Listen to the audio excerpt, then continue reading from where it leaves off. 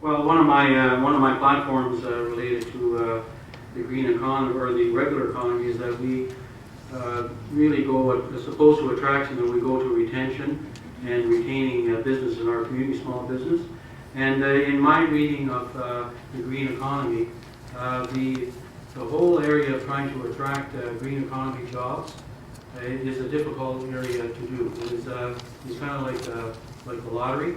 And we've been very fortunate here. We have attracted a couple of companies. There's one in Hammer that's doing some work out there, Sky Power. And we also have a corporation that's involved in Lively doing some water-related work to create energy. But essentially, we've been lucky in that area. But really, where the jobs are, where the future is taking the expansion of our small and medium-sized business and encouraging them to develop in a green manner, to involve the community in areas where we essentially are supplying technology, we're supplying parts and services for the green economy. For example, when you talk about, say, a wind turbine, you get a wind turbine company. Like I say, that's like the lottery. But making the turbines, for example, themselves, making the electrical, and where there is real money is in the components, the power components, the components associated with running that. And this is where there's real jobs. And of course, the other area is our Planning Act quite clearly. 15 seconds. Quite clearly allows us to provide opportunities for people to build green homes with the support of the city planning department. Thank you very much. Can you hear me? There we go. I chair and am a member of the Sudbury Cyclist Union because I'm a passionate cyclist and I would like to see promoted in the city. Since starting the group, being part of the group a few months ago, I found that Sudbury is full of passionate people, whether that be for cycling, walking, or transit. Getting out of our cars is one of the best ways to improve our health, reduce our impact on the environment and our roads, but it's even more than that. When I'm on my bike, I'm slowed down and I become aware of my surrounding and the streets that I'm on and my community. And by doing this, one person gets more rounded and it ultimately leads to less aggressive driving, more mutual respect on our roads, and ultimately safer and more enjoyable streets. Let's also remember that 30% of the population in Sudbury doesn't have access to vehicles. So there are many things that we can do as a city to make walking, biking, and transit safe, convenient, and a transportational choice. So let's make it happen. I'm hoping candidates are supportive of this. Thank you. Nathalie Gara-Boivin. So my name is Natalie Gara-Boivin, and I'm actually a former member of the Greater Sudbury Bicycle Advisory Panel, known as for the past 4 years. And as you know, that panel is around to make recommendations. There was a bit of a struggle without a master plan, but now there is what we have, the Sustainable Mobility Plan, which is kind of a master plan for cycling and bicycling here. So these two following questions are for John Rodriguez and Ted Callahan. You have expressed support for the Sustainable Mobility Plan, and we'd like to know if you could explain what will be different for pedestrians and cyclists within the next term of council and in the long term.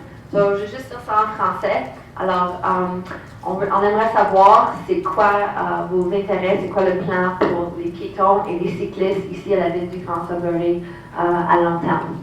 Mr. Louis. We currently make sizable investments in all these areas. Cycling, increased transit ridership, and walkability. I want to know exactly where we spend the money.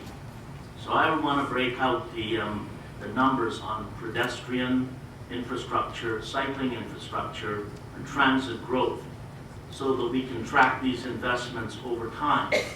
So we can then know where we want to set our priorities, and that's extremely important.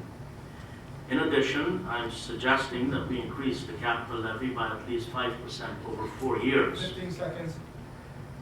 C'est très important pour comprendre l'importance des transports à bicyclette et les autres formes de transport. Et je suis très supportif pour un programme qui accepte le concept qu'une cité qui s'est présentée et une cité qui offre les formes de transport différentes. Apologize, Mayor, you actually 30 more seconds. You hit the wrong button. Well, the other one, And support when I'm elected mayor is that I'm prepared to support the 3 recommendations that come forward at the June policy meeting. One of the key recommendations in that was that we find someone to manage that process, to manage the process related to the Sustainable Mobility Plan, and to implement this book so that in fact we can get cycling, transit, and pedestrians on a level playing field. And I believe we have some work to do in that area so that everybody can work and play well together, because we do have some issues related to that. I'm prepared to support the recommendations that, or not the recommendations, but what I put in my policy paper. Also, I support what went to the traffic committee related to the markings for curbs in the city. I believe it is impractical that we're going to widen all the roads and for bicycles, and that this is very impractical. It is something that should be in the vision for the future, but I think there is such a pent-up demand there to get cyclists and pedestrians on the same path, get them from one point to the other in this community, that the next council definitely has to come up with some solutions, and I'm prepared to work on that.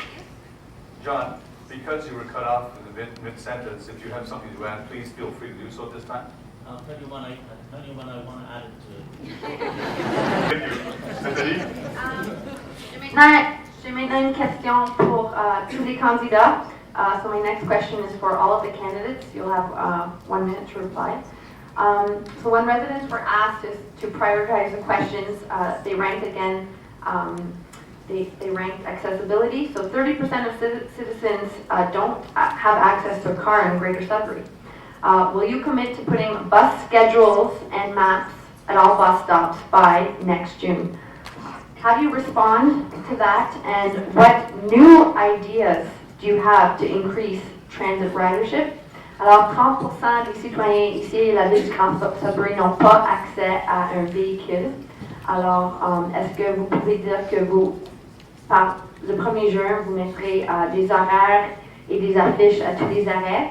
Et est-ce que vous avez des nouvelles idées pour avoir plus d'accès aux autobus ici à la ville du Grand Sudbury?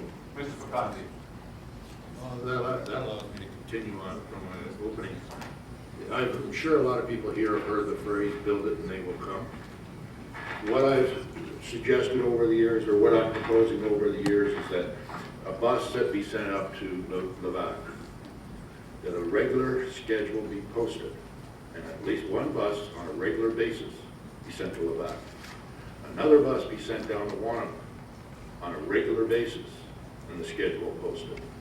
Wanapatay, Whitefish, in every community in the city, make sure there is at least one bus on a regular schedule.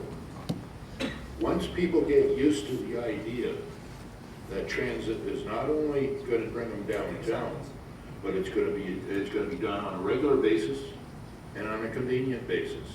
And as I said, build it and they will come. Don't wait for all these plans. Thank you. Mr. Young? I would definitely support this initiative. I think it's a good idea. Some other things that we can do is to make transit more accessible and more inviting. One only has to go downtown and see what happens at that transit terminal on a daily basis. And as Pete Parody has brought up, those aren't transit issues, but they're issues that transit has to deal with on a daily basis. So I think we have to look at those issues to make transit more inviting. It's also important that we expand our after 10 and Sunday schedule so that we are accessible and we're getting our youth and young people and transit users to their jobs on time in other places they have to be. And I think another good idea is to expand on the current universal bus pass program that is available at Laurentian University, Seconds. and expand that to all other post-secondary institutions. And again, the idea of having an express bus out of the downtown terminal that could service all other Greater Sudbury communities with specific route service. Okay, thank you. Commissioner Popescu. That are not frequently populated, and run a minibus or organize some kind of a neighborhood subsidy program with someone with a van who will allow their phone number to be called for transportation. I think we could alleviate the load on public transit again by producing a higher quality level of citizen through Bible study that would not waste on things like drugs and other money draining problems, and be able to afford their own vehicle. That's what everyone would really want. Anyone else? I deliberately didn't rank the various forms of transit in the city. That's because I didn't want to pit one form of transportation against the other, because I see transportation holistically. And I think that public transit offers, for example, at the moment, audiovisual stop announcements. Soon we'll have more accurate estimates on ETA bus times, and our transit fares are competitive. And we've got, if you remember, I initiated the bike racks on the fronts of buses. I think we need to continue attracting people to public transit, but to do that, we have to make it more accessible. We need more express buses to population areas in and around the city. We've got one in the evening going out to Valley East. We should have one at Chelmsford. I had my 40 minutes. I guess I didn't tell you. No, I don't want to take it.